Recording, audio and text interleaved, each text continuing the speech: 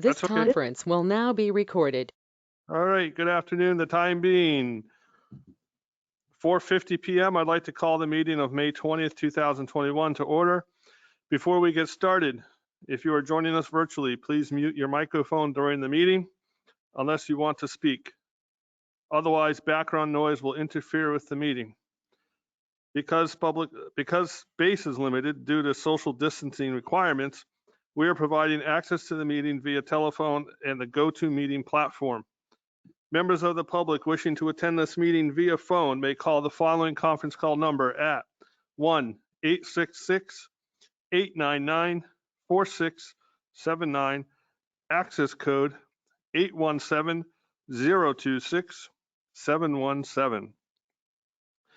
Members of the public wishing to use the GoToMeeting platform may access the meeting remotely using your smartphone, tablet, or computer at global.gotomeet.me/town-of-Tilton/Selectmen. Please stand for the Pledge of Allegiance. I pledge allegiance to the flag of the United States of America and to the republic for which it stands, one nation, under God, indivisible, with liberty and justice for all. Thank you. First on our agenda is to review and approve the minutes from May 6th and May 13th. I'd like to make a motion to accept the minutes of May 6th. Ruggles second. Motion is second to approve the minutes of May 6th. Any discussion? I'd like to thank Gail for taking the time to rewrite that. Thank you, Gail. All those in favor, say aye. Aye. Aye. Opposed? Motion passes. Next on minutes of May 13th to the floor for discussion.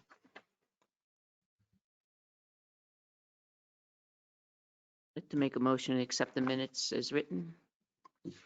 Jessamine second. Motion and a second. Any discussion? Hearing none. All those in favor say aye. Aye. Aye. Opposed? Motion passes. Next, Selectmen reports. First up, Scott Ruggles. So just very quick this week, as everyone knows that when the weather gets good, we start to see road crews out, whether they're state or town. And just to sort of be aware of that, the state crew has been on School Street this week working on some of the sides of the roads. And just be wary of that. Just take those signs seriously and slow down for those guys. People. That's it. All right. Thank you, Scott. Joe Jessman. This past weekend, Selectman Scanlon and myself went perambulating the borders of the town. It was a fiasco, and I was totally unprepared. John and I found several of the markers, but because my file was in a jumble of order, trying to ascertain from any one paper where you were on the boundary, it was impossible. So I'm going to notify the surrounding towns to see if they want to go out with us. We're going to bring like pruning shears and stuff because a couple of ones we found were pretty overgrown, hard to see kind of thing. And I'm getting the feeling that lots of others are going to be the same way. So give us a couple weeks to get all that completed, and we're real seriously going to go this time. I've got a report here. The last perambulation tells a really good story, and so more to come on perambulation, and that's it for me. All right. Thank you, Joe. Next up is me, and I have nothing to report this week, so we'll move next to John Scanlon. Just enjoyable time with Joe with the bugs, and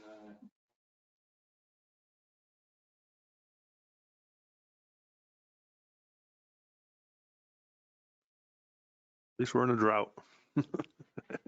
Sort of. Sort of. Yeah, oh, yeah. Yeah, one of the things we did. came to a few-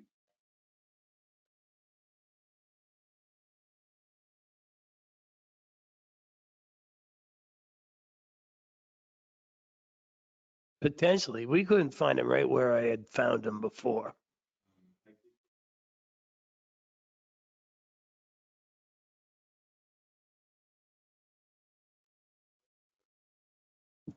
So anyway, yeah, we did notice that some of the stones were not where they should have been. I did download an app on my phone. I purchased it. It gives us the exact GPS coordinates and allows you to take a picture of it with the coordinates imprinted on it. Wow. And it Amazing. It also, shows you walk where you are in comparison to the boundary line. yeah, and you can walk along it and you can see. Yeah. So, and with those one up behind the town line center that we knew it should have been right there, but there was cleared land through there. So I guess it's kind of important. And the other thing, discussing, we have to go and do it, and it's a tradition as well as a law. That Oh, it it's should a be done. law that Yeah. you have to do the boundaries every 7 years. And what I'm wondering is, is that really, how accurate you have to be now that we have GPS and everything to do It's it. still So on the book. we're going to try, we're going to try our best. Yeah. And come to those points and take some pictures and record as previously done. It was enjoyable. We need to come up with a date where we're gonna do this so that we can have notices sent out to the surrounding towns. We figure out when they could do it. Jeannie, could you be in touch with the Samerton and Franklin town offices and inform them that we're gonna go out and do this, and we'd like them the opportunity to be a part of this walk along their section of the boundary? I'd like to do a weekend in June. See what their availability is, and we'll plan a date around that. And I'll be there. Sweet, sweet. Well- Oh, it was actually a good thing. We were just unprepared, and that's on me. Because I should have known better. I did know better, and okay. Thank you. Thank you. Thank you, gentlemen. Pat. In lieu of our very busy schedule tonight, I just have one really quick, I'll put the others off. June 9th, at the senior center, we're going to have another gathering for a coffee and donuts for the seniors in the morning, just so that we can have a social, keep up the social networking on June 9th, 9:30 to 11. When is that again? June 9th? June 9th. And we're going to invite the Tilton Police Department. Jeannie, if you want to put the word out for them to come by and have some coffee with the seniors, that would be great. Other than that, I'll put everything off until we get through our candidates It's 9:30 to 11 at the senior center? at the senior center. And what do you call it? Coffee and donuts? Coffee. Yeah, coffee hour. Coffee hour? Hour and a half? Yep. All right. Or we're a little ahead. Community Action Program has not opened up the meals yet. They're just about ready to, but they haven't really committed to doing it just yet. So the executive committee is trying to keep the movement going with some social networking with the people that come to the senior center on a regular basis. Very good. We have a little time still before 5:20, so I didn't know if you want to add anything else. Okay. No, you have thank you for putting on the agenda the bikes on Main Street, because that's a big topic of discussion in social media. I'd rather just bring that up. Okay. Perhaps maybe we could call Tyler and get him in earlier, or take the town administrator report. Is Tyler coming to us, or so we're just going to get an update on his case? Yeah, really, at this point, the zoning board approved it and I have the paperwork for you to sign off on. Oh, okay. Okay, That's So easy. that, I didn't take that he needed to come back. You just, so, That's great. so I guess, shall we do that now? sure. But we'll move right on to Mr. Davis's old business. Okay, so Mr. Davis did meet with the zoning board of adjustment at its May 18th meeting. And after consideration, the board voted to approve the variance by a 3-0 vote. And our land use coordinator has prepared the agreement and release for your signature, and I'll bring that up. All right.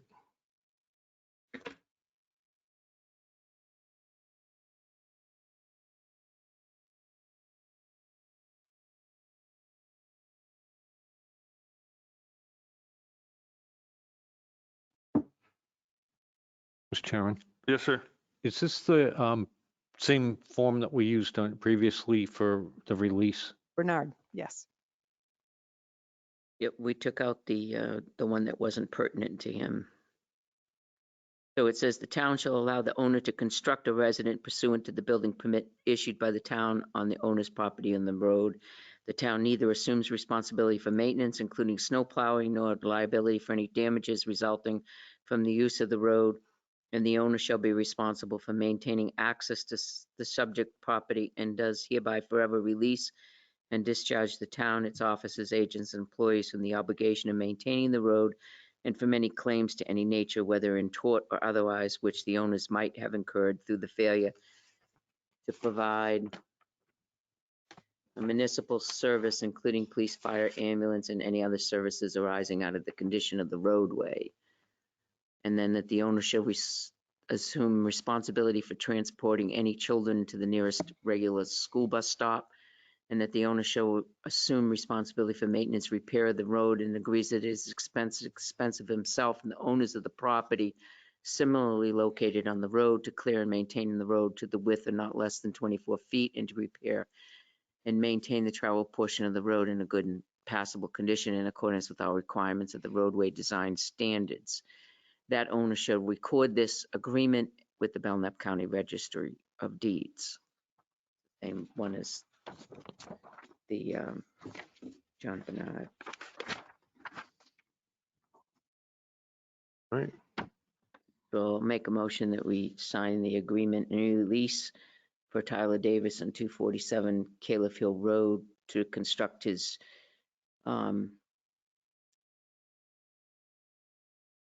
Driveway. driveway on at the outpost on Range Road with these conditions.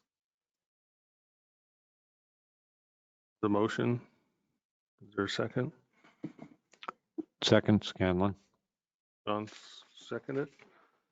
Any other discussion? Mr. Jessman?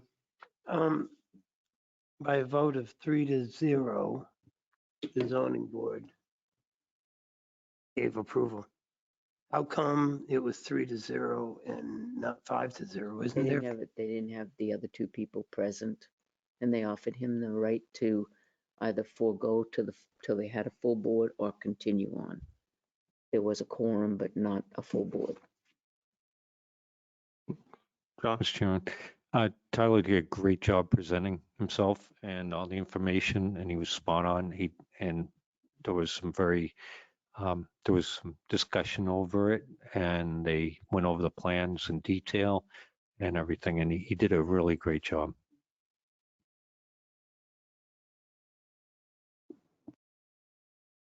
Thank you. Next. Did we vote? Oh, sorry. Any other discussion? All those in favor say aye. Aye. Aye. Opposed? Motion passes. Take a second here to.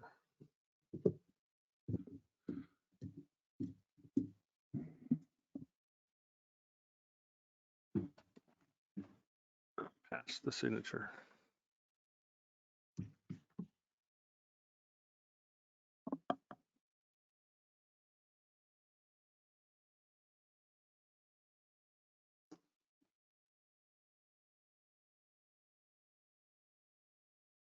Does Officer Murray know that she may be moved up?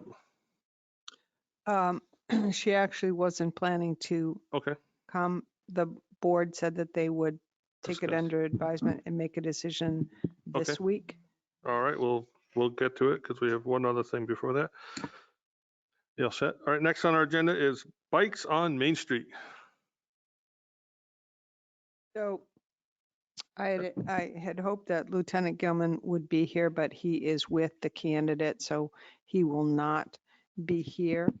I don't know if the board wants to discuss this, but I can kind of give you some background that I've uncovered. Yeah, we can do some background. Okay. Give us what you know, and then, So Selectman Ruggles asked about what had been done in an email. What was the follow through when the board had brought this forward, this concern before forward, and essentially really nothing had been done.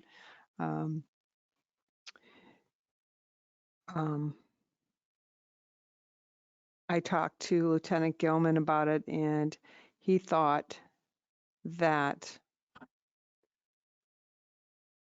what he would like to see is that they identify who the problems are, the individuals, and meet with them and their parents to discuss the problem. And then I did tell him that there was a suggestion by the board that there be a public meeting to talk with residents. He thought that also was a good idea, but what he was recommending as his first step is for the police department to actually reach out, identify the individuals who are creating the problem, and meet with them and their parents and have a discussion first.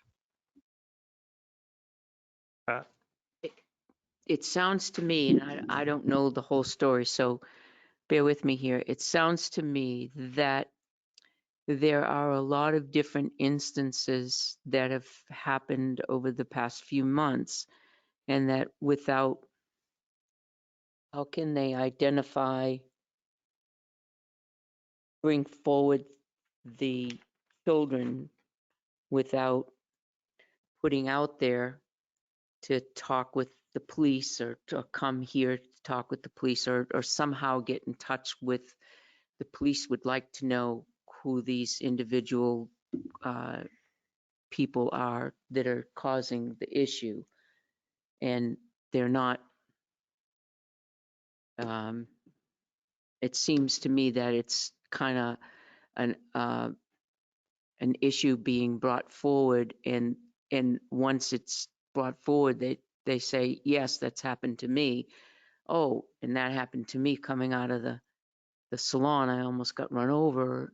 I fell back and my husband was able to catch me. Things like that. And you can't really identify the person that's doing it because they've scooted off and said some unkind words and scooted. It's not, they can't catch them to identify that person that did it. So they're not able to bring that to the police department to say, oh, here's who did this. So it seems to me like it's a bigger issue and a bigger problem. And what they're saying is that they need someone to hear them, and they need someone to listen to all of the people that have had these problems, and perhaps maybe come up with a resolve once somebody hears that there's a lot of these problems and not just a few. And then maybe we can go out and have a strategic plan on trying to identify, number one, who these people are, and try to have an action plan on resolving the issue.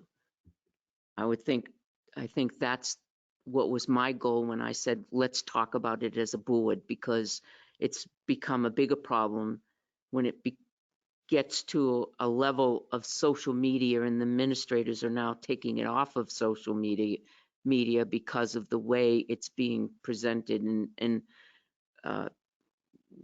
human nature is, I say a positive and somebody says a negative. Well, when you have, 600 comments and you sift through the 600 and know that maybe 25 issues are happening in downtown Tilton in a week, it's 25 too many. And something needs to happen and needs to be changed. And perhaps maybe we can be the vessel and the vehicle in which changes things. We're not going to know what happens unless they tell us. Joe? I have witnessed numerous occasions of the young gentleman. It seems to be a revolving cast of characters. It's not just two guys or three guys. I watched a kid almost get nailed right in front of town hall a couple weeks ago. I don't think that I need to hear any more to actually pursue who these people are for their own safety. A kid darted out from behind the water fountain in front of town hall on a bike, right in front of a car, and the guy, I don't know whether it was a man or a woman, slammed on the brakes, squealed the tires. If she's not paying attention, that kid is nailed. If they continue to do that for their own protection, for the protection of the person who was driving that car, I think we need to find out who they are and put a stop to it, because it's not legal.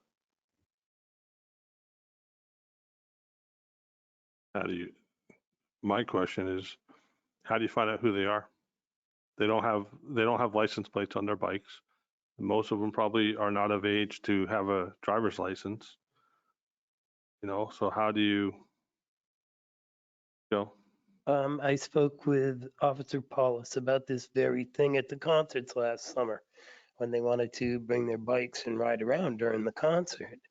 And Officer Paulus knew a number of them. And the officers that go around downtown know who the people that spend their time downtown are. That's part of the job, I would suppose.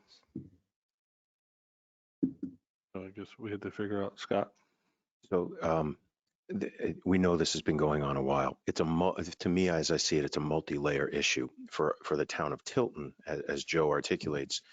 We've got that immediate danger to the cyclists. We've got the immediate danger to our drivers that are in town. And we also know that it's illegal to ride, skate, etc. on Main Street. So there's an initial piece. I do think that as we look at this, it also spills over into Northfield because they're going back and forth. So this is also a case of where the two municipalities, if we're going to do a forum on it, that we might want to do a joint forum because both police forces, et cetera, wherever we do it, as the weather gets nicer, maybe it's an outside space. But because it's occurring in both towns and significant safety issues in both towns, I've had to deal with it as far back as the fall when they actually came onto the Tilton school site in Northfield. It's there. I agree with Joe. I think that if you ask the officers in Tilton and in Northfield, they're going to be able to come up with a core set of names of the habitual offenders, so to speak. For us, it's making sure that our pedestrians, business owners, et cetera, are safe on Main Street, especially, and the drivers as well. I think the question now becomes is, do we ask the police department to be a little bit more vigilant in terms of changing up how they patrol, looking at Main Street, watching for those guys? Because if they're in those spaces and on the sidewalk, that's against the laws of Tilton. John? Yeah, I think, I agree with everything. I think another very important part of this is redirection. We have the Highlands Mountain Bike Park up there, and I think it would be a nice idea to talk to the owners or some of the people who do some of these things that, although it's wrong, some of these kids are pretty talented at riding on one wheel. You got to give them some kind of credit. It's wrong place for it. It's Yep. the wrong place. It's not a safe place. And perhaps we can talk to Highland Mountain Park and say, hey, we got some kids that some good bike talents here, but they're applying them in the wrong way, which is good. Turn them into villains as opposed to possible stars. And I think that would be a really good thing to kind of work on redirection, because a lot of youth needs redirection out of boredom. So they look to excelling in things as opposed to being not vigilantes, but outlaws is more what I mean. But that's what I was thinking. Thanks. Thank you. I had a question that I tried to look up the answer to, and I couldn't find it on the town website. And I believe there's, as Scott mentioned, there's an ordinance saying that bikes are not allowed in downtown Tilton or on the sidewalks. It's posted, but I could not find it on the website. Be under the ordinances. on I the did web- not see it specifically under the ordinance. I went to the ordinances. So my question was, again, because I couldn't find the ordinance, is there a fine system in place on that ordinance? And can that fine become more severe? I can't remember. I couldn't find it, and If I there looked, isn't, we can make that. and my thought was, okay, if it's a $25 fine, that may not be enough incentive. And if you make it a $150 fine, maybe that might, wake someone up. It's under disorderly actions. Violations, fine not less than $100, but not exceeding $1,000. Section.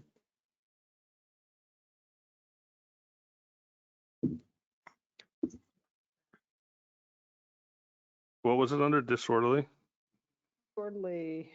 I thought I read that one. I didn't see it sticking out at me, but It's under, so you'll see it under.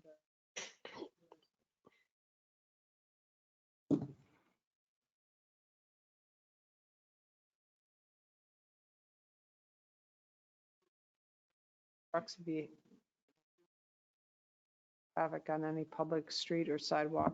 Oh, sorry, or sidewalk or entrance to any public building, or engages in conduct in a public place which substantially interferes, blah, blah, blah. That doesn't really apply. Oh, that doesn't.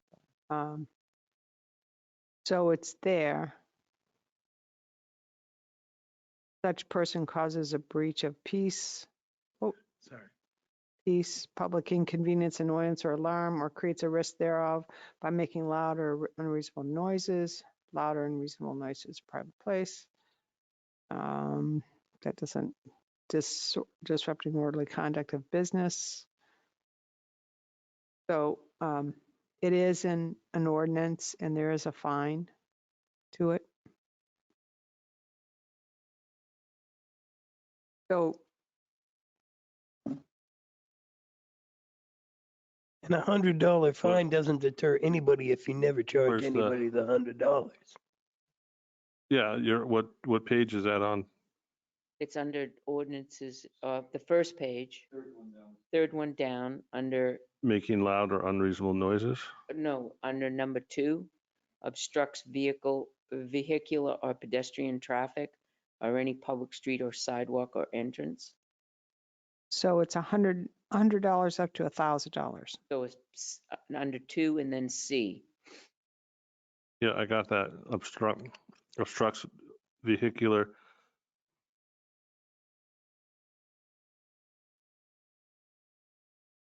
And where's the fine system? Oh, way down. So the third page, fourth page, I think. For Penalties. Oh, violations, penalties. There it is. sections Yeah. A, under 8, penalties, Not less than 100. right? So I guess we start enforcing the fines. Will that be a deterrent? I think that the public really would like to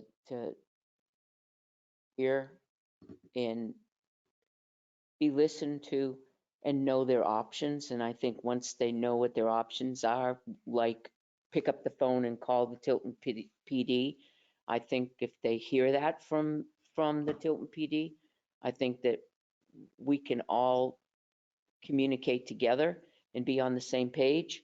And I think it would make it a little bit different. And I think just being heard would make a difference.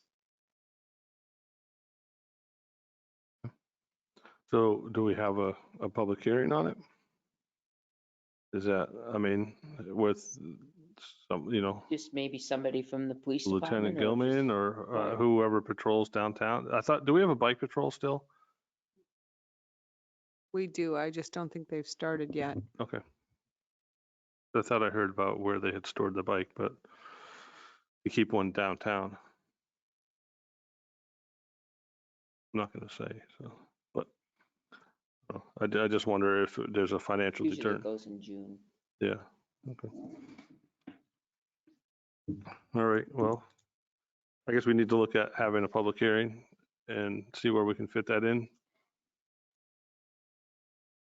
Do you want a public hearing or a public meeting? Do you want it posted in the newspaper? Sort of like a public forum or. Yeah, I guess a public, something where people can come and talk to us and, So a public forum, yeah, public forum, right? Do you want that posted in the newspaper? as an article or a press release, yeah. Let's, should we? So not a paid ad, but a press release? Yeah, press release. Okay. I don't want to make it like a legal notice or anything like Right. that. I want to, Hear their concerns. now, here's another question. Should we do this jointly with Northfield? I can reach out to Northfield and find out if they're interested. Okay. And when do you foresee, do you see this happening after we're through with the interviews? Yeah, So that would be in June.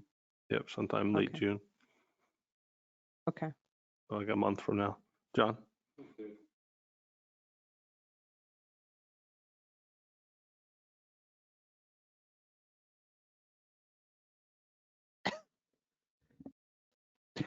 I forgot to turn my mic on. I'd like to reach out to Highland Mountain Bike Park too. Joe? Is there anything that precludes us from identifying these individuals in the interim? No. No, and Absolutely in not. fact, I think a few of you have said it, and I know I've heard it from the officers as well. They know who these individuals are. They know them, call. Do you support the suggestion of Lieutenant Gilman about meeting with the parents and the I do. offenders? Absolutely. Okay. Yeah. Whatever they can do, it's just, and whatever they can do to update also on their Facebook of what they're doing to try to help the situation, I guess. I think the more we communicate to the public, the better we are, the more transparent we are about this. Because I think it's kind of a situation where we know as a board that the police are working, they kind of know who they are, and they're working with individual events and issues with the parents, but the public doesn't know that. And we can't go out and say, oh, there's Johnny, and we just talked to Mrs. Smith about him, and we can't do that, and we have to still be able to say to them, we're dealing with the issue. It's kind of hard. Yeah, I'd like to also mention that we encourage people to report this to the police department or even send letters to the selectmen or whatever. It's really hard for the police or the board of selectmen to react to things that are posted on Facebook and taken down and just start getting out of hand on Facebook. The proper venue would be directly to us Call the and police. directly to call the police Right. when these things are happening. I agree with That's you. a much better venue. because I've seen, I don't look on there often, maybe once every couple weeks.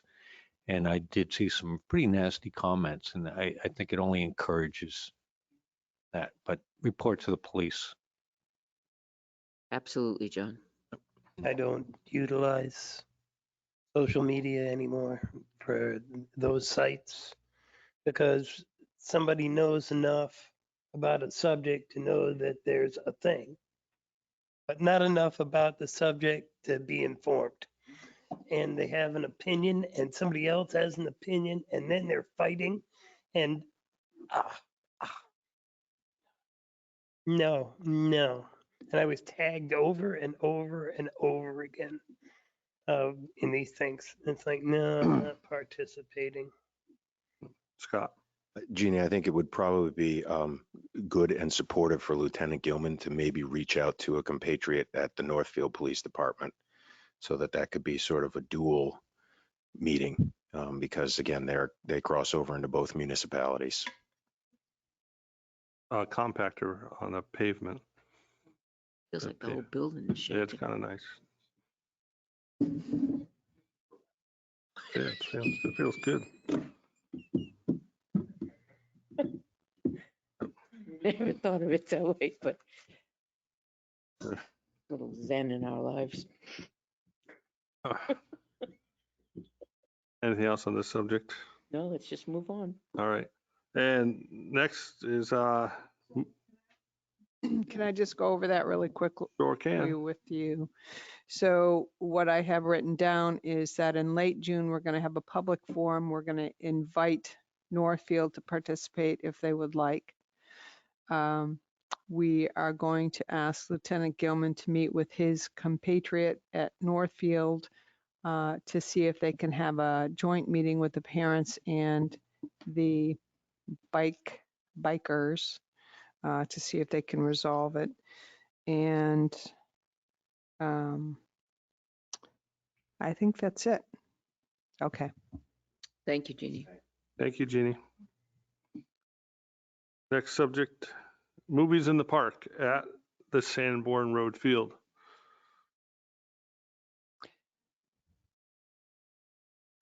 Anyone reach out to the parks? Our next meeting is in first week of June. No, but did anyone reach out and explain to them what the police wanted to do?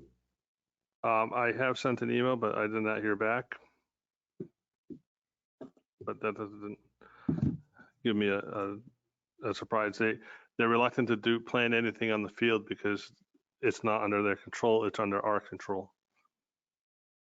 And so And in the meeting that I went to, it seems like the previous two, that's any discussion in the field, until it's in their control, they're not going to say yes or no on anything. and I think that's probably why Officer Murray came to the board and asked the question. And talking with her earlier today, I asked her, I told her this was going to be on the agenda, and she said it felt her like there wasn't an interest in having the movie in the park at the field. And so if that was the board's wish, she would just not do it. She would withdraw her request. And not have movies in the park? No.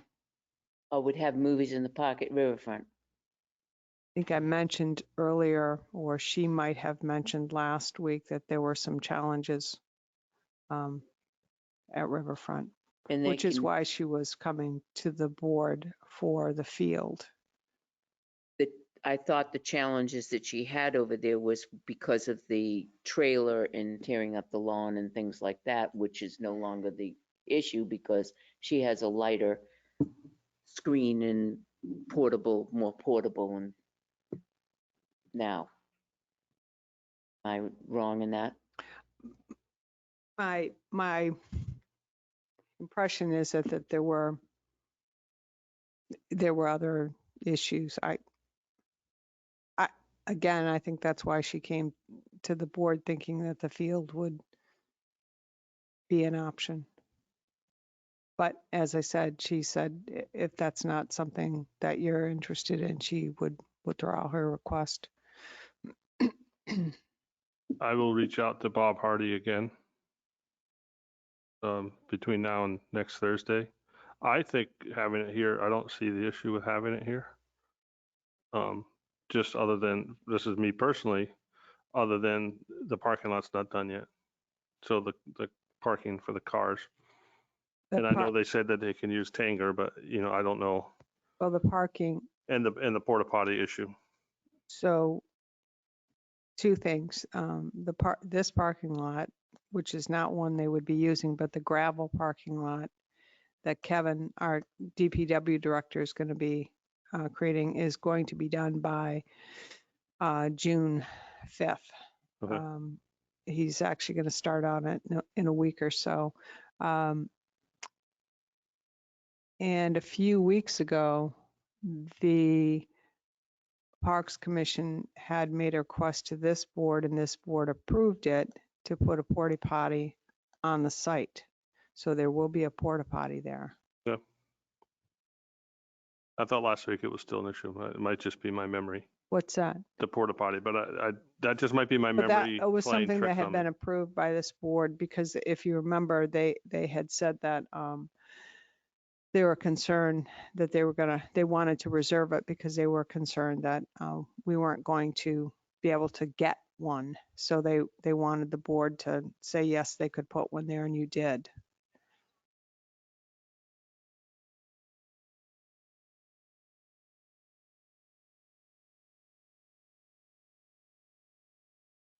John? Oh, Tim, sorry. Yeah, I just wanted to say, I think it's really important, and maybe have it in both places, but really important to maintain the Riverfront Park location, because originally when it was all started, I think maybe Steve Henry, way back when, was part of that. It was to, so that people could walk down from the Tree Streets, kids, and you're trying to engage parents and kids in the last topic you were talking about. So, this was an opportunity where originally the Movies in the Park was so that the police officers are able to mingle with people, talk to people, and that there's more involvement with maybe a different set of people they might run into on a day-to-day basis, and in a fun environment. And so, I think it's really important to have something down there at some point. But maybe in addition to what's done here. Thank you, Tim. John? When we first built the park, I remember speaking of how important a town common is to a town. It's a traditional history of New England, a town common where the people in the town gather. I understand there's problems with parking, but there are bathrooms there. It's our town common where our town people gather. The seating, the way it's sloped, is great for seating. It's a natural amphitheater. The other part of it is having it up here, and it kind of draws people in that are cutting through the lakes region as well, and gets away from our community, and turns more into a public for people passing through, going to the lakes, or see that it's happening, and turning into the bigger event of that type. So regardless of where it ends up, I want to make sure it does happen. But I think it's real important to keep the community, the Tilton community, and the town common, and the gathering of families and townspeople, and enjoying the park that we are so proud of.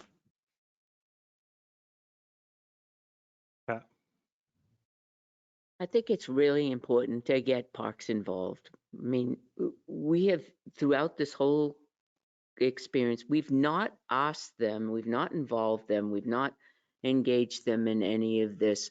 If there's issues at the riverfront, and, Officer Murray had mentioned some issues last week, if there are issues, if we had parks here, invited them, could those issues be resolved?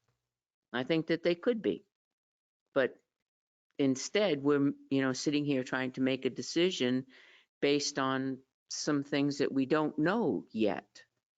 And I don't think that that's fair to parks. We've already lost 2 really long-term members over this fiasco.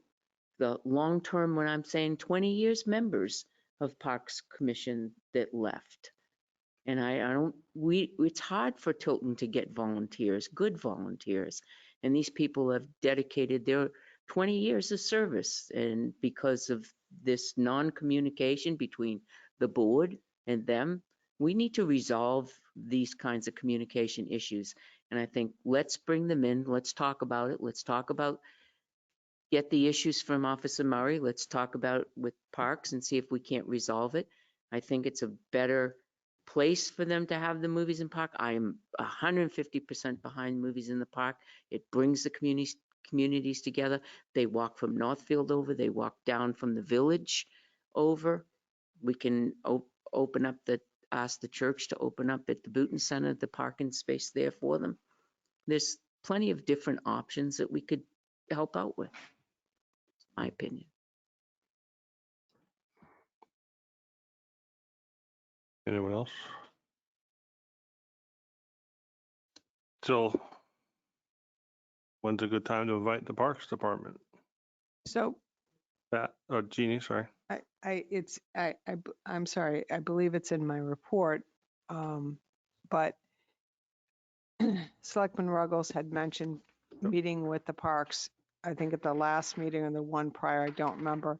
And the conversation, and we put the survey out in the newsletter, and we've asked for comments back by, it's in the newsletter, June 4th June or 4th. 5th. And this board had said, I think it was last week, that we were going to wait until we got the feedback from the survey and then invite parks in for a conversation.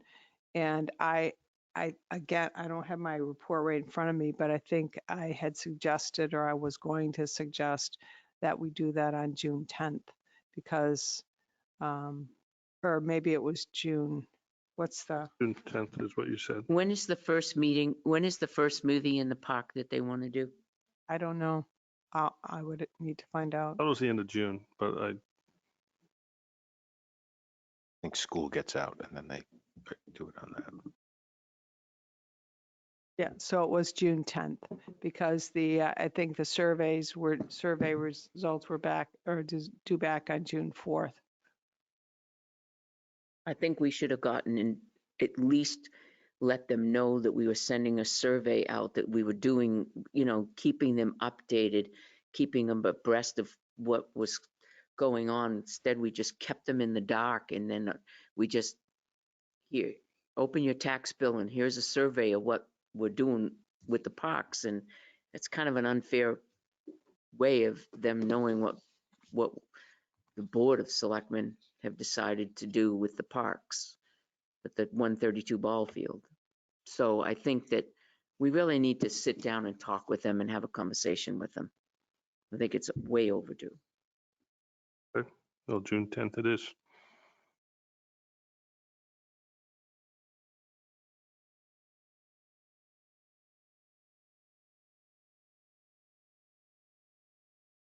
All right. Jeannie, can you do your town administrator report in 20 minutes or less? Oh, yeah. All right. We'll move the town administrator report Okay. now. So you got my weekly update. Bob Hardy, Parks Commission, had advised the commission is thinking about having fireworks on June 26th. I feel like Selectman Pyra mentioned that at a meeting earlier, and they wanted to see if the selectmen would support this. They are checking with Northfield to see if they can fire them off from their side of the river. So the question to this board is, do you support them doing the fireworks on June 26th? Yes. Yes. Okay. All right. I believe it will be called Christmas in June. Follow up to last meeting, here it is, when Selectman Ruggle suggested meeting with Parks Commission to discuss the field at 45 Sanborn Road. Survey has been sent out via the newsletter with a response date of 6/4. Would you like to meet with Parks Commission on 6/10? And you said yes, so we're good with that. I sent you all a Memorial Day message draft and we had talked about this a while back, whether you wanted to send a message, a virtual message to the veterans at the Veterans Home. And my recollection is that you were all in support of it. I did get some remarks back from Selectman Constantino, so I have provided a draft and given you all part if that's what you would like to do. Tim has suggested that you would record that on your phone, send it to him. He will put it all together. And we will send it to the veterans.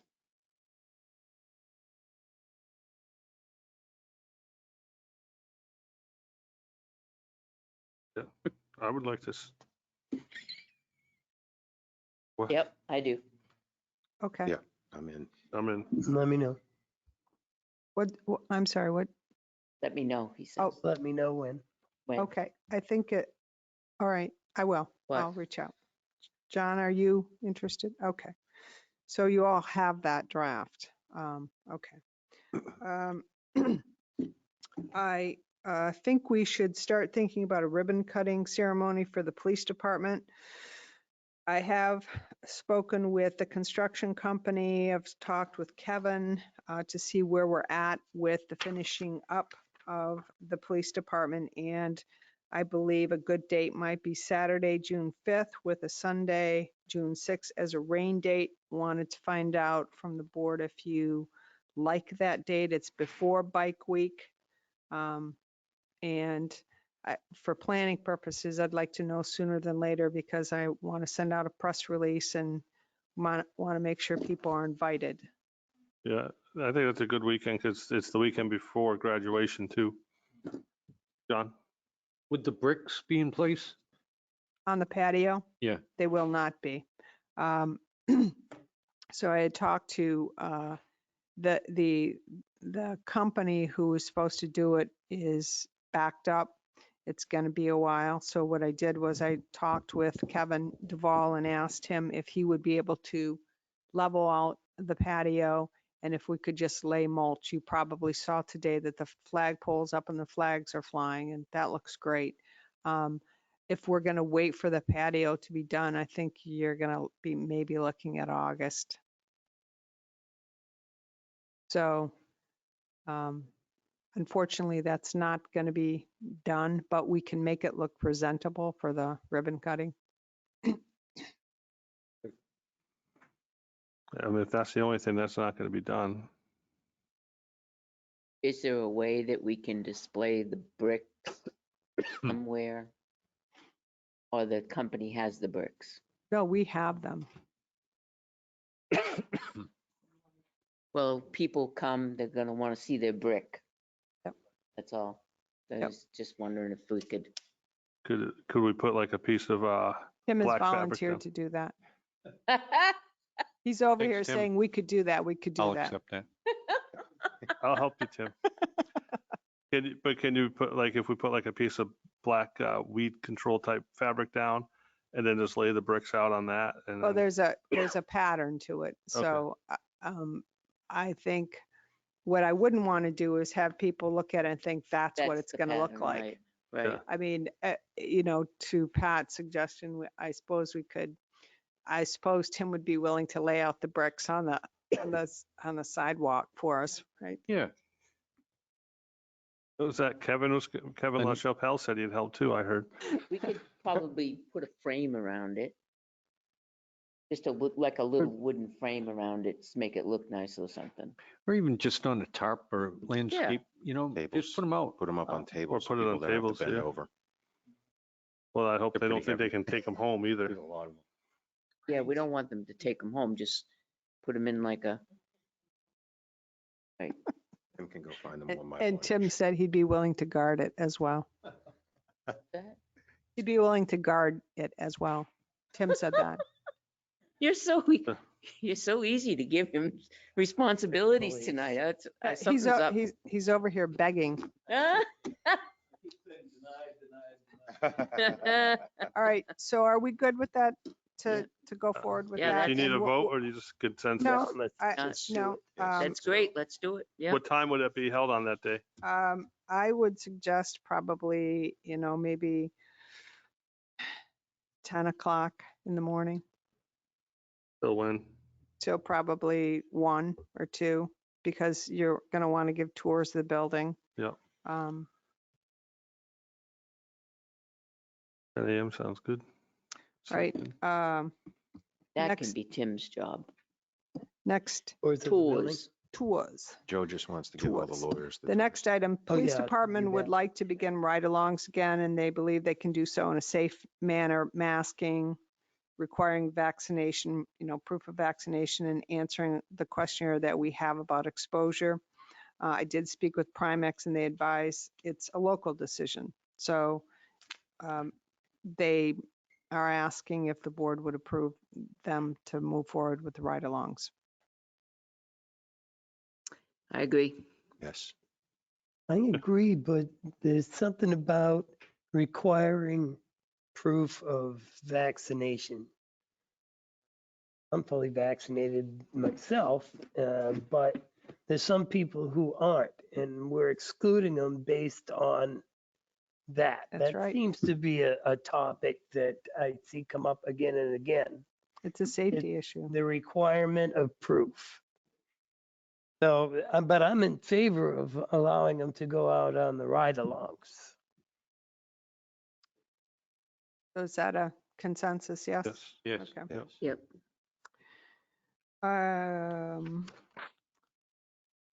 The, was curious if anyone has heard anything about whether we're going forward with the concerts.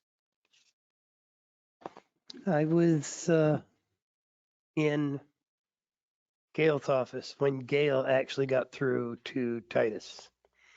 And Titus was again non-committal about when he was coming and so forth. But he did say that the arrangements were in place, but he didn't know about being able to advertise it. And Gail was saying that she would speak with Tim and put it on the webpage and send out stuff that the concerts were happening as soon as we found out a schedule. Titus didn't commit to a certain date or a certain lineup or anything like that, but it sounded to me like it's underway. It's just not as perhaps well planned as it has been in the past. Allison was right on top of all of that stuff. And now it becomes Titus and his daughters. But they want to do it. They're working on it. So hopefully we'll be hearing on that something firm real quick. Great. Just wanted to give you an update. I mentioned to you before that the union membership here at the police department did pay for 547 Memorial Day flags. And we have a group of volunteers, which has been kind of spearheaded by Officer Murray. We're going to go out next Wednesday and install the flags in 12 different places around town, representing the 12 different wars that the U.S. have been in. And each flag represents 1,000 lives lost. So you'll have 547 flags representing 547,000 people. Places where I heard from this board some suggestions. I thought they were great. We're looking at, again, 12 different places. So I don't have the list right in front of me, but the Civil War, Winter Street, the Civil War Monument, Riverfront Park, here in front here at Town Hall with the monument here, Timetable Maple, Veterans Home, Police Station, along the wall, the Tilton school wall, along Salmon Run on the other side. And like I say, 12 different places, so. Very good. Pat? Did we get in touch with the parks to let them know that they'll be? No, I need to ask them. Okay. Because they have the ownership of Silver War and Riverfront and, No. Best And, Pocket. and if they say no, we'll find other places. well, we can do it on the outskirts, whatever. I mean, inside Civil War, it would be, I wasn't going to do inside. It was going to be outside along the fence. oh, okay, because Eric last week had mentioned inside, but that's what I think, why I thought. think outside you'll see it better. And one last item I did want to bring to the board's attention because it was a little concerning to me. It was brought to my attention that in one of the last commission meetings, a chairman of the commission had mentioned that he and his spouse had been banned from town hall. I listened to the tape and it did concern me because I don't want that the public face of town hall should be friendly. And so I reached out and asked who had banned this person and his wife. I did not get a response back about that, but and there could have only been two people, in my opinion, that would have done that, and it would have been myself and the administrative assistant, and neither one of us recalls doing that. It concerns me that this is something that's said in public because it portrays our town hall as unfriendly, and I really, that bothers me. So I just wanted this board to know, because if you had heard about it, that did not happen. That's it. First I'm hearing it. Yeah. I haven't heard it. Oh, Let's come say thank you, hi. Jeannie. Thank you, Jeannie. That's all I have. Is it resolved or is it, Well, oh, I'm sorry, you didn't hear back. Okay. I did reach out, I did ask the question, I did get a response back, but it didn't really respond to the question. So I sent another email asking very, very specifically, and I haven't heard back, so.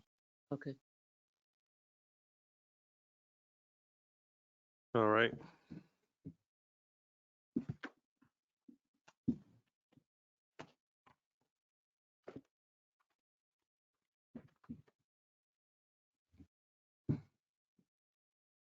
Is there anything we can squeeze in 8 minutes? Or do we take we can take a stretch break? Yeah. We'll take a stretch break. We'll Go get my snack out in the car. be back in 8 minutes.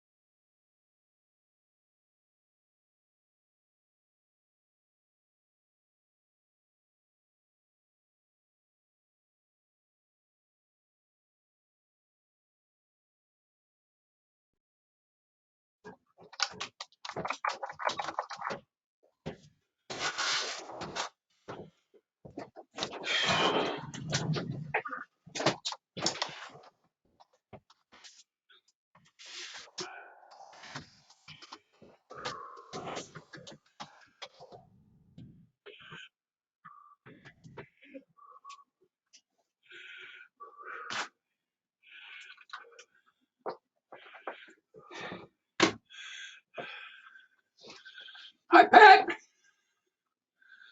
I gotta figure out how to get noise. Can you ask questions? Oh, I don't have it turned on to do that, but How are you going to hear what they say then?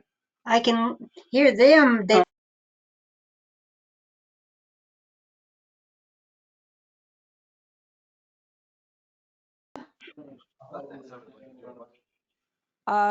For those of you who are listening in, we're on a brief break till 6 o'clock and then we'll get started. Okay.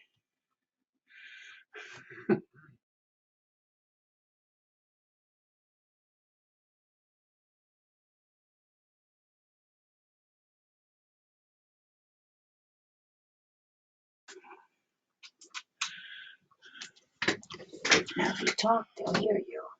Hmm? If you talk, they'll hear you. So if you don't want them to know what you're talking about. Okay.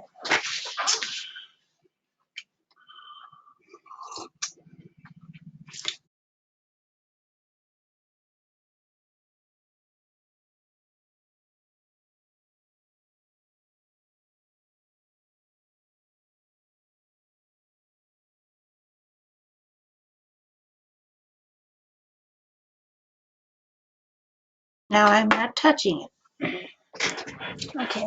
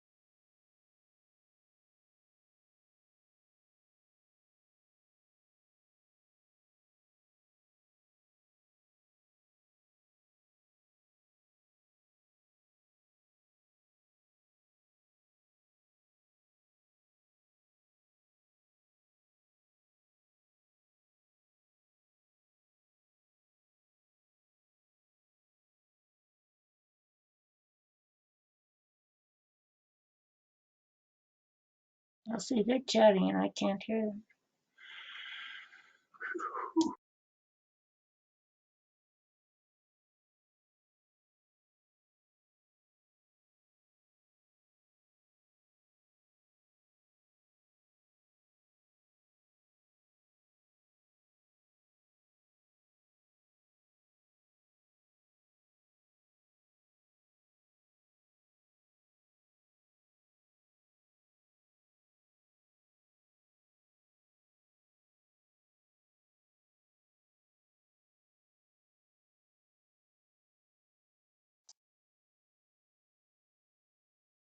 See, I'm not getting them at all. Okay, I'm gonna leave and then Do come. whatever you want. That's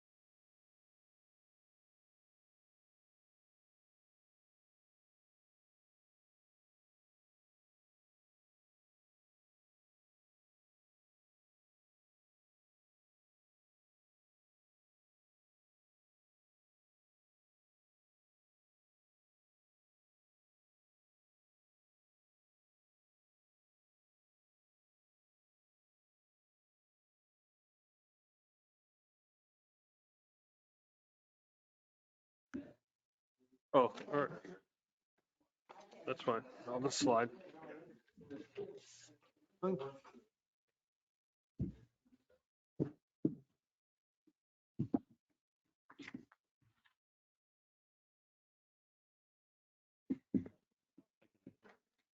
Sit there.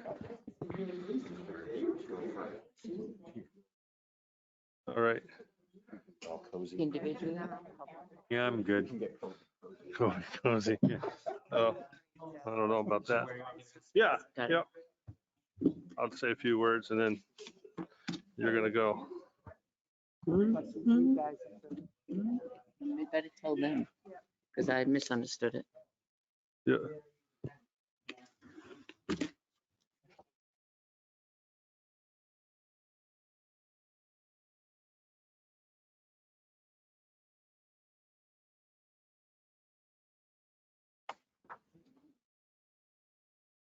All right. Tim, we all set? All right. The time being 6:02. I'd like to start the public meeting with our police chief candidate, Chief Ken Miller. Welcome, Chief, and welcome to the folks who are here in person and those joining us virtually.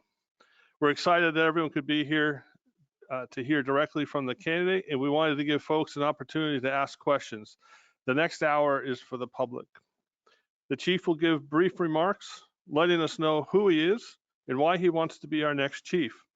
After that, we will open the floor to questions. If you have a question, please come to the microphone at the front of the room. Introduce yourself and ask your questions. If you are asking a question remotely, please raise your hand or type your question in and we will unmute you. We'd like to end the public meeting at 7 p.m. so that we can meet with the chief in a non-public session. However, it is important that there is public participation. So if we go over a bit, that's okay. All right. So welcome, Chief. Thank you. Good evening. My name is Chief Ken Miller. I'm currently the Chief of Police for the town of Thornton, New Hampshire. I've been working in that capacity now for just over 4 years. I just want to start out by saying that the town of Thornton is an amazing place to work. The Board of Selectmen, the town administrator, and the community have been very supportive and had my back and have given me a great opportunity to serve as their chief. And me being here is no poor reflection on the town of Thornton.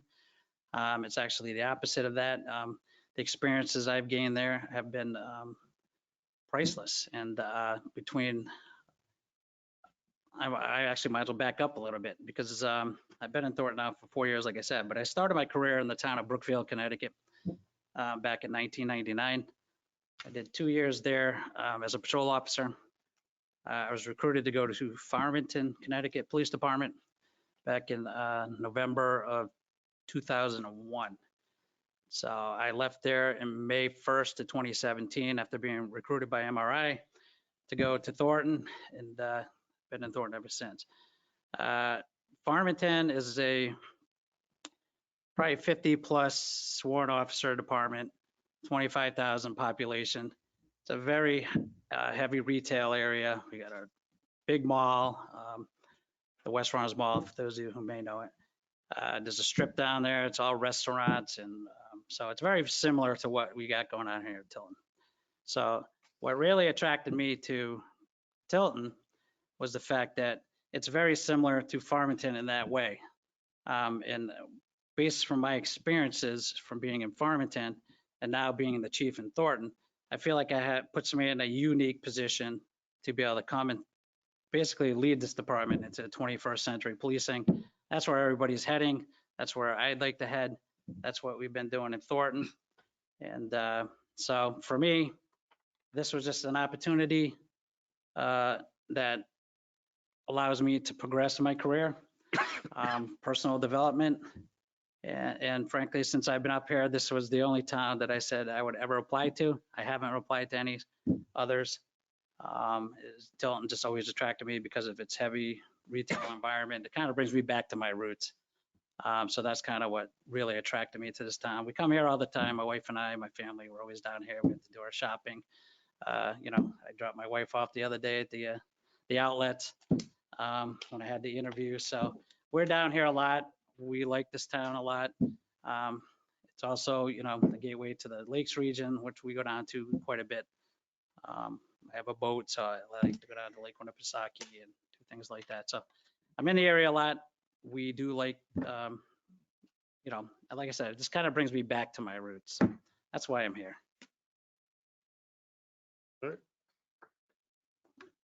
Thank you, Chief. So if there's anyone from the public that would like to ask a question, please come up to the microphone. Actually, is there a portable microphone? We had one last week.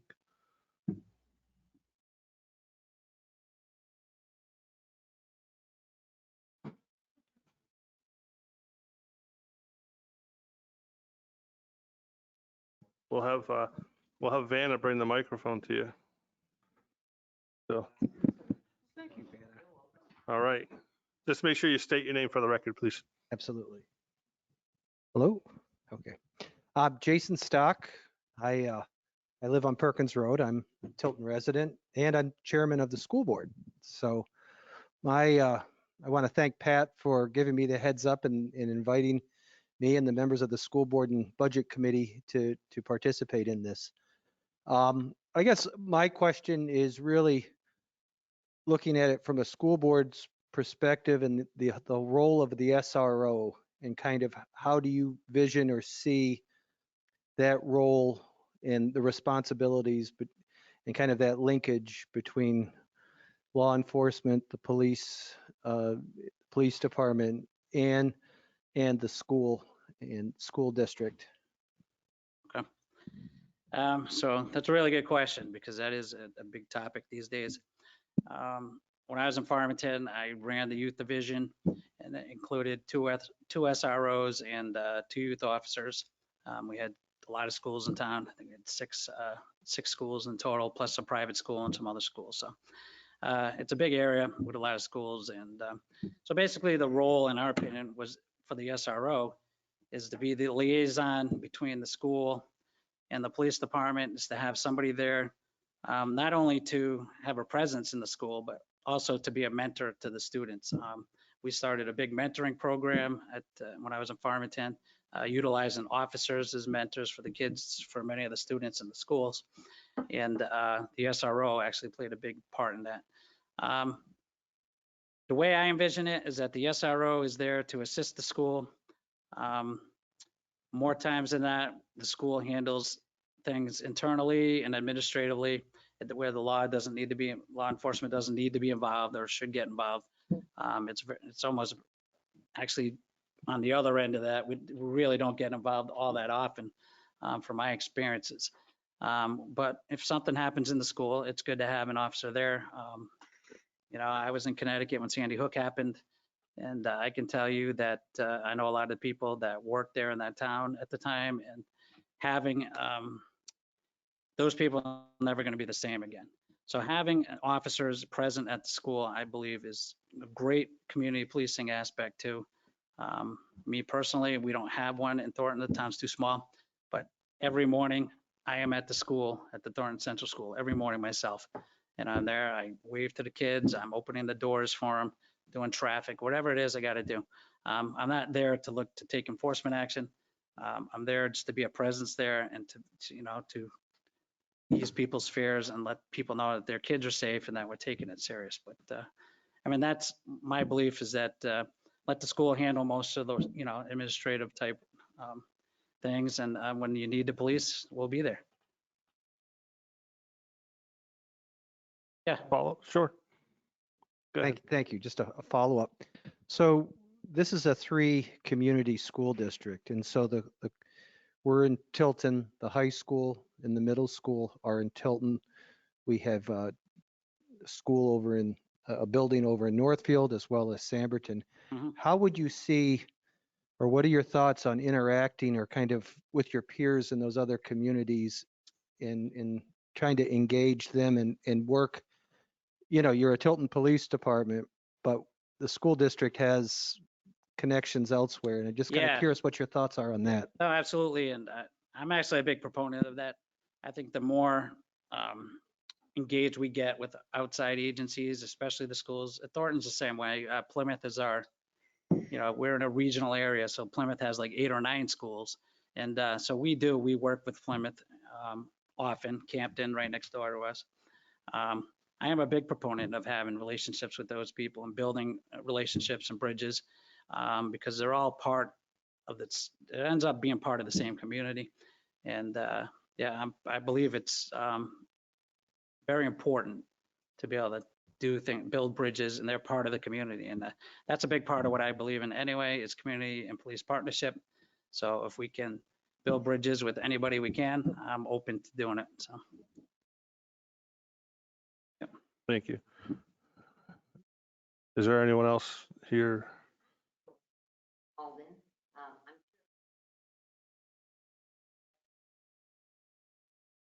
fire district, and I'm on.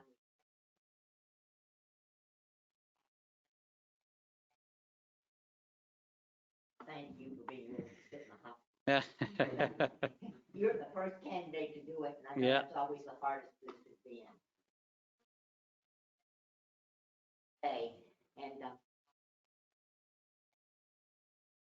concept of what it means. You said you want. Right. The children I moved to 30.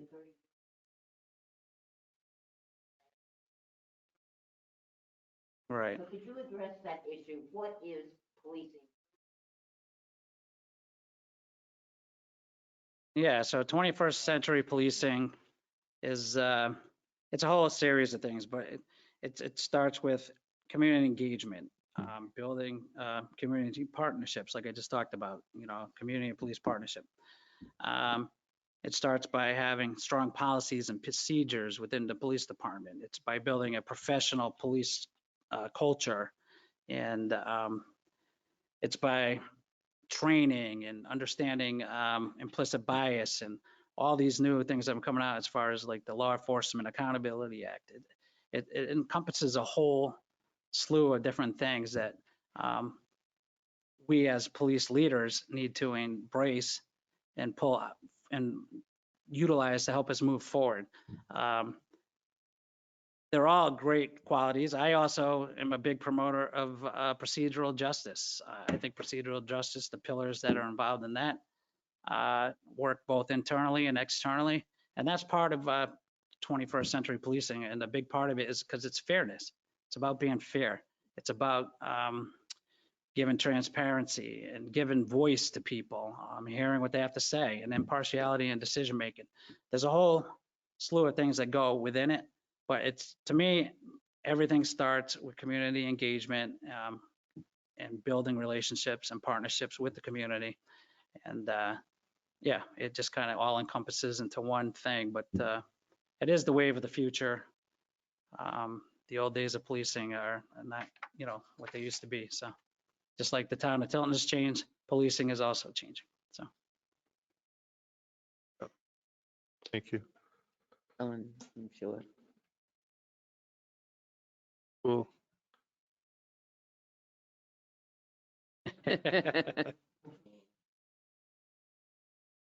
Helen Hanks, citizen.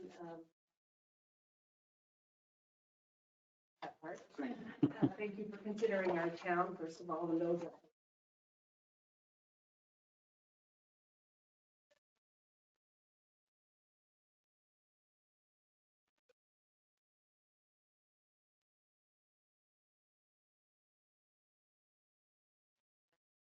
requirements in the governor's executive.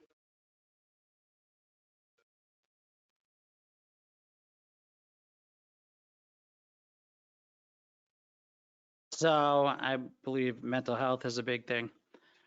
We deal with so much of it out on the streets these days. There's a lack of mental health treatment places for people to get assistance.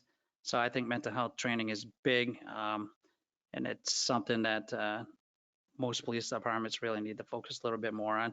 Another big thing about training too is I think we need to train our officers our policies. It's very simple just to put out a policy and let them read it. But unless you're training with it and teaching it and going over it regularly, they're not really knowing all the nuances within the policy. And that's a problem. because policies and procedures are there for them to get out there, do their jobs. It's a guide for them. It provides them protections. It provides the department protections and the town. So training, department policies, and that's another training area, I would say. You got to focus on, I know you mentioned the Law Enforcement Accountability Act, but de-escalation, I think, is huge. I mean, you really need to focus on that and trying to slow things down. And today, the days of just storming in and being stormtroopers are over. So you got to learn to de-escalate. I also believe in training police officers to be more of guardians as opposed to warriors. There's a shift in the mindset, and the reality is that our job is to protect and serve. It's not that often we need to conquer and divide. So that's another training area I think we would have to look at, focus a lot more on, we're guardians, but there are times, you have an active shooter situation, there's something serious going on. There are times where you might have to be in that warrior position. What's that, 4, 3? I want to lose track, but yeah, and then I would say I'm a big believer in just like risk management. So I think, the risk management training is another big one. I think it's good for people to be able to see, start to try and identify things that could be a problem ahead of time, and then work to find ways to, solutions ahead of time before it becomes a problem, and then there's a lawsuit and everything else. And liability training too is another one. There's not enough on that. There's a lot of liabilities that go with policing. There's federal laws, Title 42, Section 1983. There's all kinds of laws that and liability that goes along with it. I think we need to focus a lot on that too, so the officers understand the liability if they fail to intervene. If there's failure to train or failure to supervise, do they understand acting under the color of law? So that's a whole thing that would be another training, I would say. That's out of the norm anyway, if that's what your question was. Yeah. You can ask a follow-up if you want. Yeah. Question around.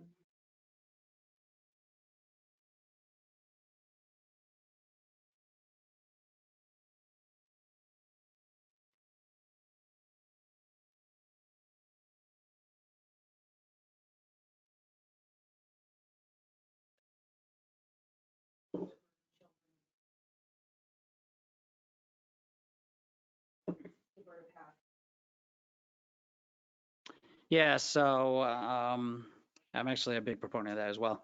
So what we do, and we did in Farmington, but in Farmington we call it a Juvenile Review Board, where it was a panel of people from the community. You'd have an officer on the panel, and then we always tried, if we had a youth in custody or was going to be charged with something, we would send them to that, as long as they had to admit to guilt.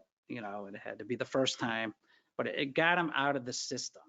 And what's nice about it is it gets them into a panel, and then that panel determines whether they do some type of community service, if they write an apology letter. And so it does really work. And I think you're going to get more out of doing a diversion program than you do actually going to court. Up where we are now in Thornton, we use Katie in Plymouth, and it's the same thing. So we'll get referrals, and we'll make the referrals, and it's a great diversion program. They even they tailor it to kids. So I know of one case where a kid was really into dogs, so they had to do community service walking dogs. And so it's really a great opportunity for us to help educate kids, keep them out of the system, and rehabilitate them that way. And then it comes down to education. You can have talks in the schools and talk about the different things, drugs, age of consent and things like that you can actually help kids that way too. Drinking and driving and alcohol related stuff. Those are things that I've done pretty much, for years, especially when I was running the youth division. But even now as the chief in Thornton, any juvenile I get, unless it's a serious offense, we're sending through a referral program, because I think they're going to get the most out of it. And I can tell you that of the people that we've sent there, I have a very high percentage rate of those people, of those kids, completing the program and then not coming back and not having any other problems. It's actually has a very high percentage rate. I bet you it's up there in the 90s. So it works, and I do support that. And that's what I would continue to do here. I think having those programs, and like I said, and just having people in the schools talking to kids and educating parents even. It's like I said, it's all about a community engagement as well. So. Look. It looks like there's a question in the audience on the.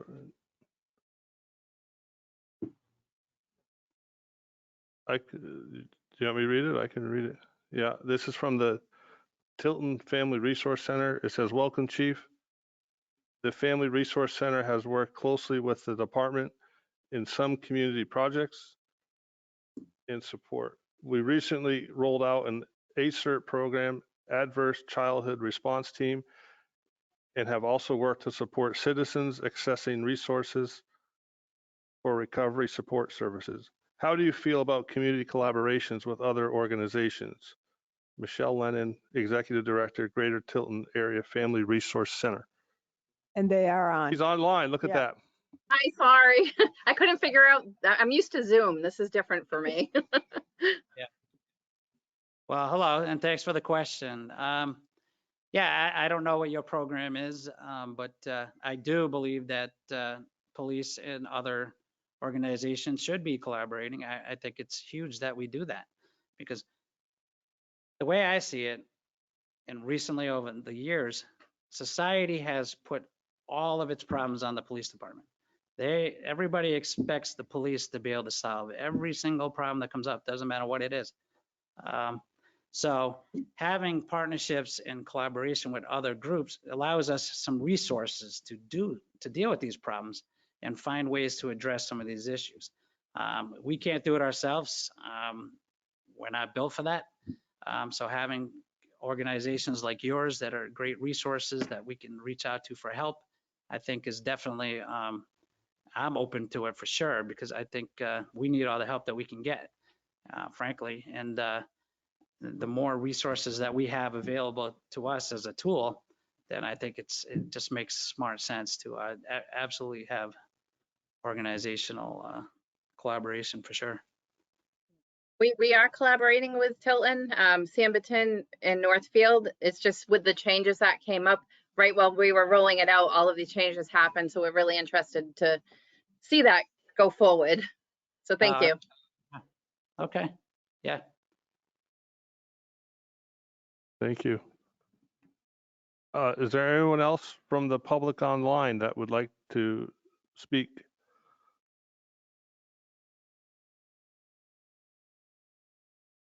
Mr. Barrett? The Plesners?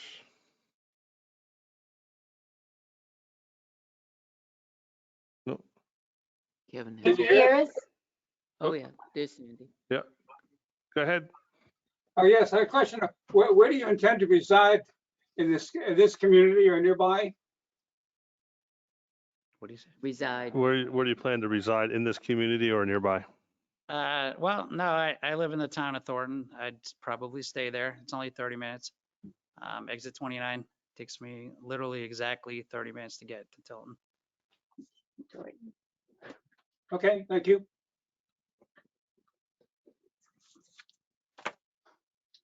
Next.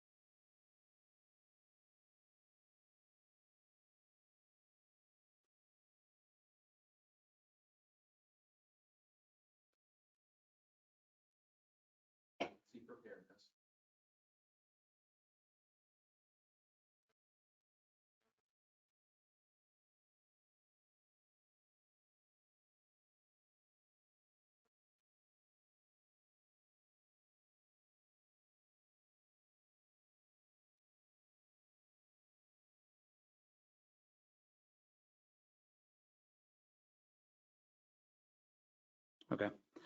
Well, I wasn't fully aware that the Tilton chief was the emergency management director, but that's okay. I am, yeah, but that's okay. I'm the emergency director now for Thornton, as well as the chief. So, yeah, I mean, it all comes down to planning. It comes down to working with all these entities that you're talking about, the fire department and all the other outside agencies. By having a plan in place, and so when something does occur, you're able to respond to it. We've had some situations in Thornton where I've had to, not necessarily activate the EOC, but we've had to take some steps and get out in the community. We had a big storm a while back that some of the roads got destroyed. I've never seen nothing like it, but just flash flooding, and it was pretty intense. And so it's just working with all your local departments. It's working with the Public Works Department. It was working with the fire department. It's having those collaborations that we just talked about with all these different agencies and working together, and then having a plan to address situations like a tanker rollover on Route 3. Is it a hazardous material situation? Is it not? What resources do we need? It's understanding exactly what we need to do and what steps we need to take to move forward with that. So I think as the police department and the EMD, I would look at implementing an all hazards plan, response plan that basically encompasses almost every emergency that comes up. And make sure your emergency operations plan's up to date, your hazard mitigation plan's up to date. And it's just, again, just having open lines of communication and working with the other agencies. And I'm not sure if that answered your question or. Yeah, okay.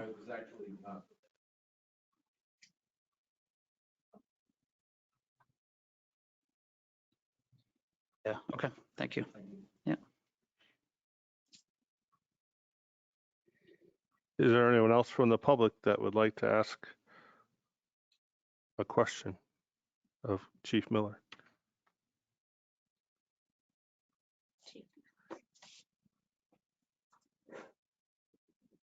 No? Right.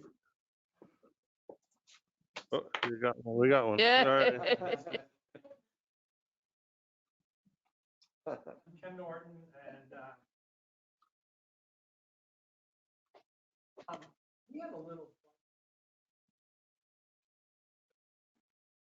I around on Main Street.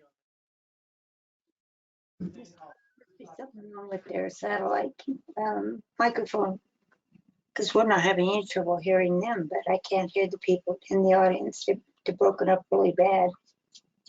Kid Norton's talking, but he keeps.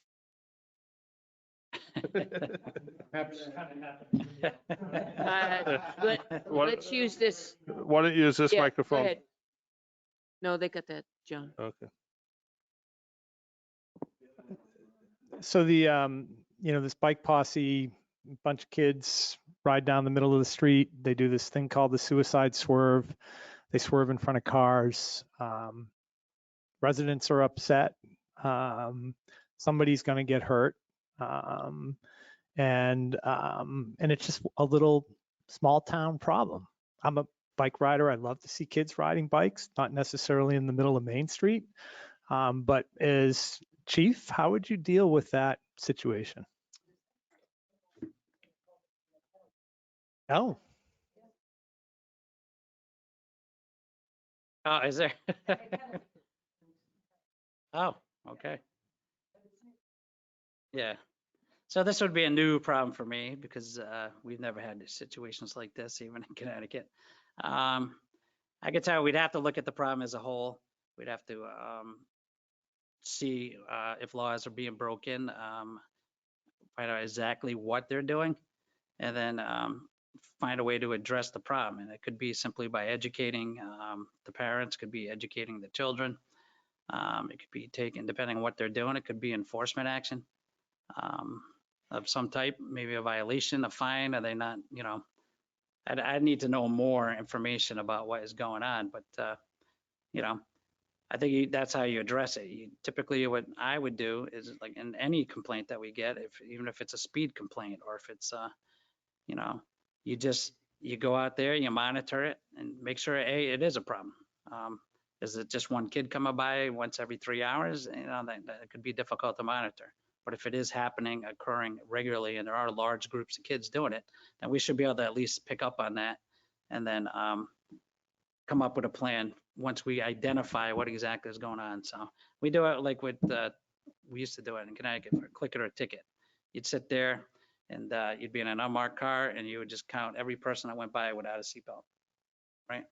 And you just check off the box, and you're not taking enforcement action at that point. You're just documenting how many, and then the point of it is then now when you go out there and start doing your seatbelt checkpoint, now you're starting to take enforcement action. You start writing the tickets, and then at the end of that, you go back and then you count them again, and then you want to see if there's a reduction in if your enforcement actually does an induction.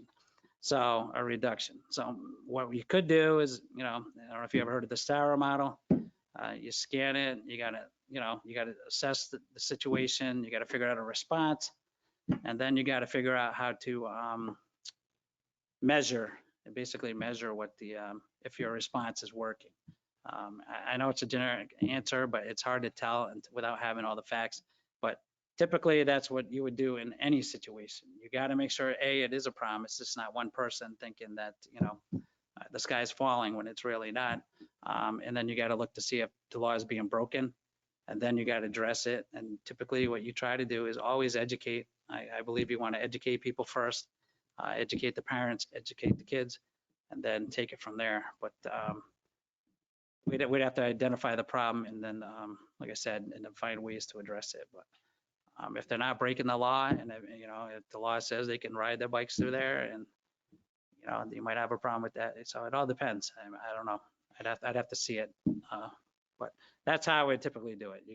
Like I said, you just gotta obviously identify the problem, assess it, figure out your response to it, and then figure out basically what if your actions have actually done anything to reduce the issue or done anything to address the issue. Not as simple as it's never simple. That's the problem with law enforcement. The problems that come our way from the public are not always quite that simple. I can tell you, we get complaints all the time. We got speeding down Millbrook Road. You know, we'll put the speed sign out. I'll put a cop out there, and cop will sit there for 3 hours and not get one speeder. It's perception too, and sometimes people's perceptions isn't actually the reality of what's going on. A car doing 30 may look fast to somebody who's walking on the side of the road, but they're not speeding. So it's just trying to identify the problem, make sure there actually is a problem, and then finding a way to, you know, address it. So if that answers your question, I hope.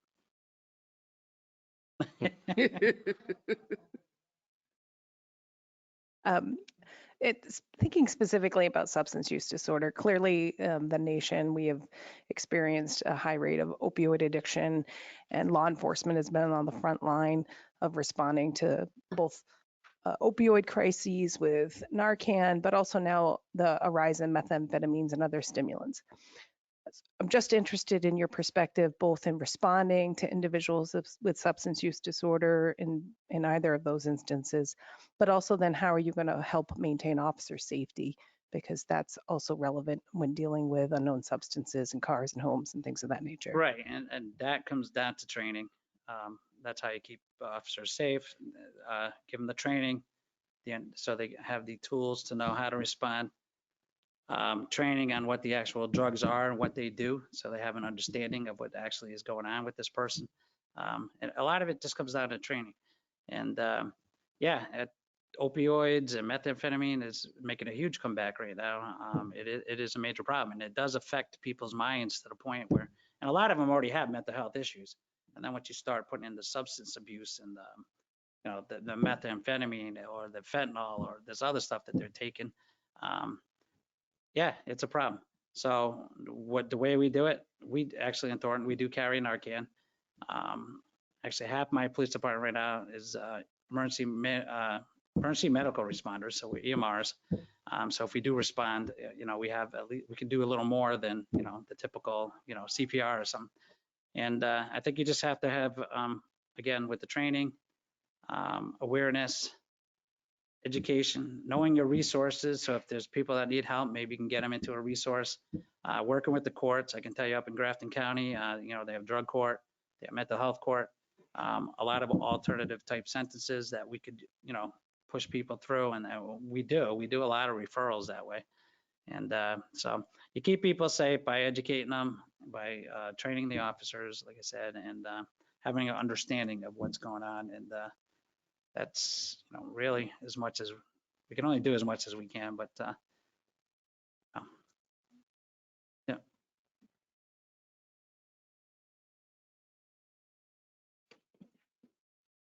there anyone else?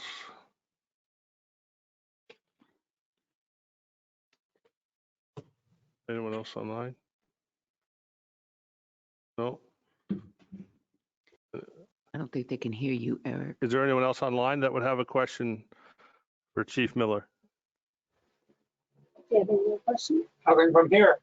No, everything we've heard, we're very, we've caught up with, and, it's very interesting.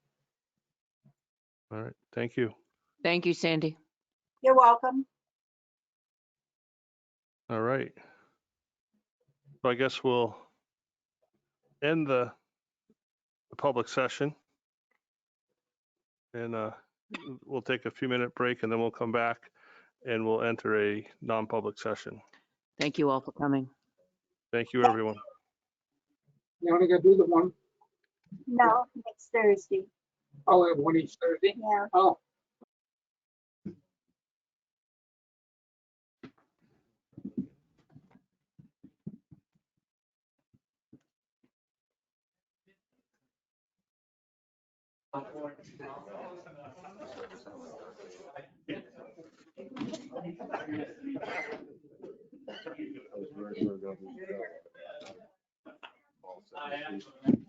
Yeah. Yeah.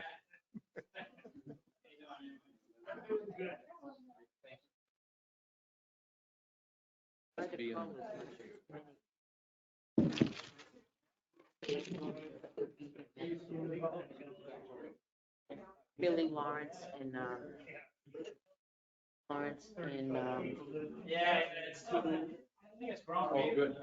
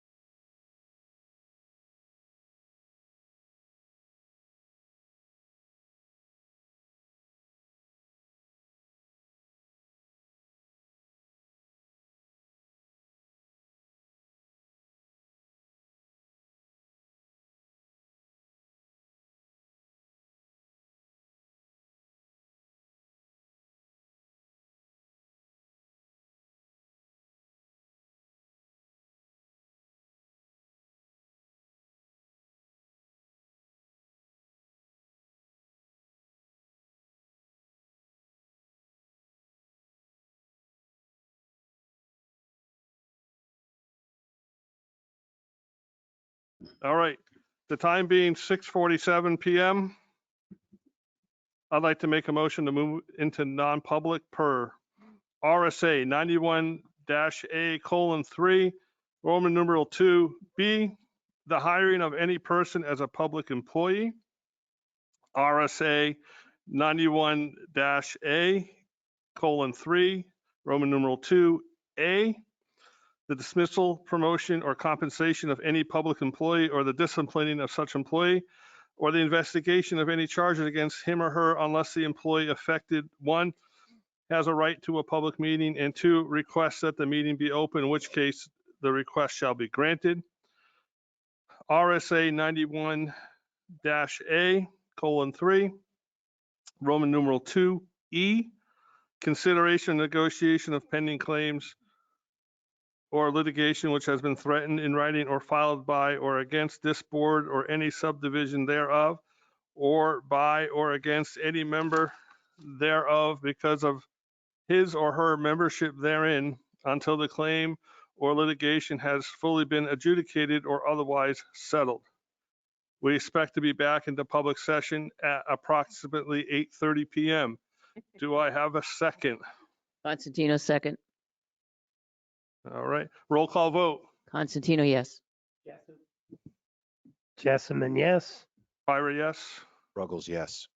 Scanlon, yes. All right.